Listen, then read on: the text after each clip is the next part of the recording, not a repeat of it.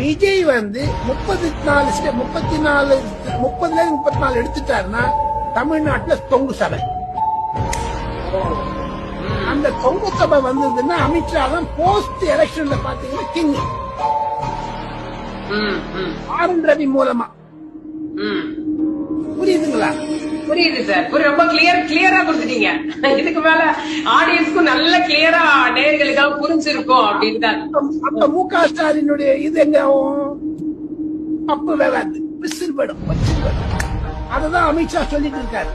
இப்ப பாருங்க, விஜயினுடைய மெயின் எதிரி டிஎம்கே,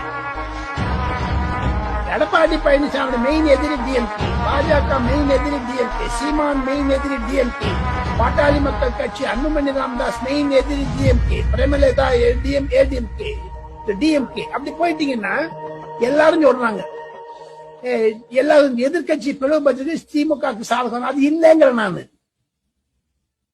காரணம் என்ன என்று கேட்டால், எதிர்கட்சிகள் வாக்கு இருந்தாலும் தொங்கு சபைக்கு நோக்கித்தான் தமிழ்நாடு செல்லுகிறது. அப்ப கூட்டணி ஆட்சி.